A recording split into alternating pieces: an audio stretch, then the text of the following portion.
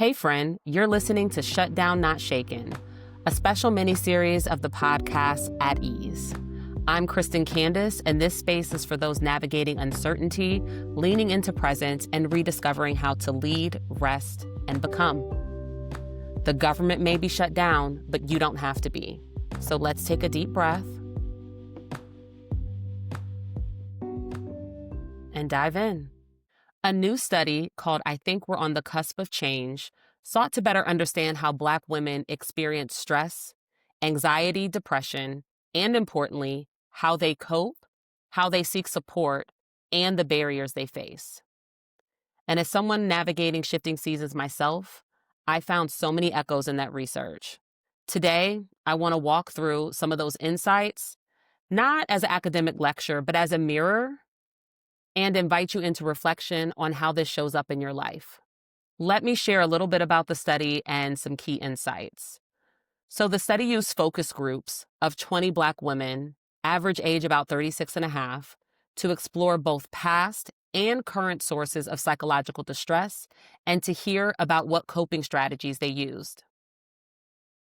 One consistent theme was that the tension of hypervisibility and invisibility, because of intersectional identities, being Black and being a woman, participants often feel both seen, expected, judged, objectified, and unseen, unsupported, misrecognized, and silenced.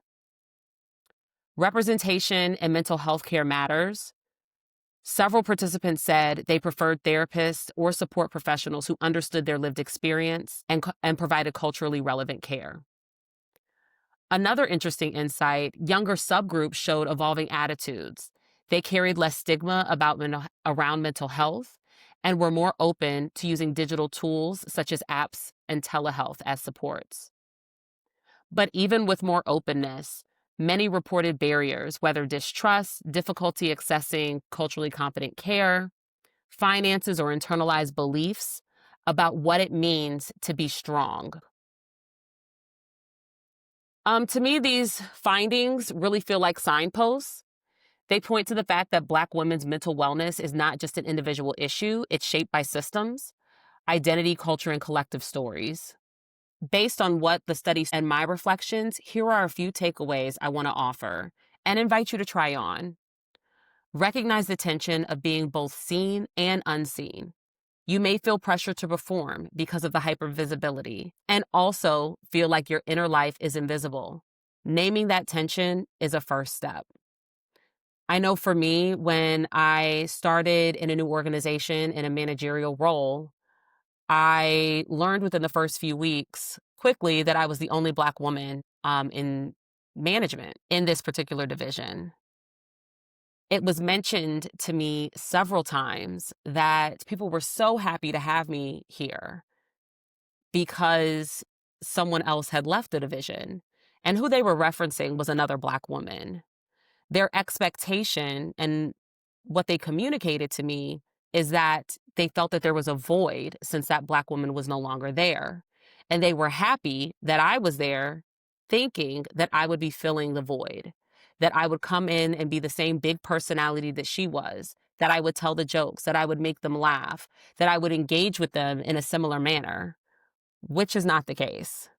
And so managing this unwritten expectation of how people wanted me to show up, with trying to show up as my full self. So being hyper visible, right? And that people had an expectation in how I needed to show up, and balancing that with knowing that they were not seeing me in that moment.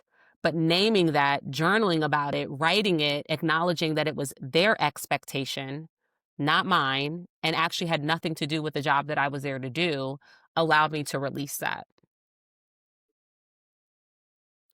Prioritize culturally aligned care. If possible, seek support from professionals or circles attuned to your identity, your spiritual, racial, cultural context. Don't settle for care that requires you to strip yourself. And to be clear, culturally competent care doesn't just look one way. It can come in all shapes, forms, and sizes, and you have to try people on to see what works for you.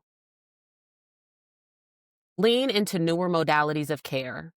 Because the study found openness to digital and telehealth supports, we might lean into apps, virtual therapy, mental wellness resources that meet you where you are, especially when in-person care is inaccessible or distant. Normalize shared struggles and collective support. You are not alone in the nuance, the brokenness, or the fight.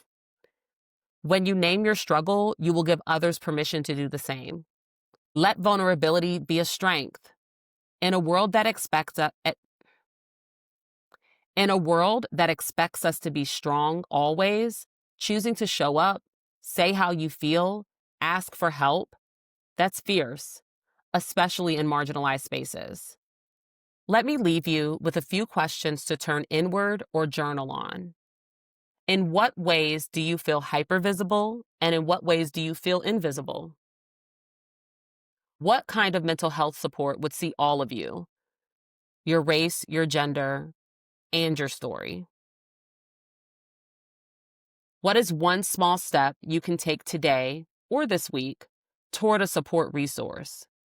Be it text, an app, connection, or therapy that aligns with your lived experience. Thank you for sharing space with me today. I hope this conversation gives you permission to care for your inner self.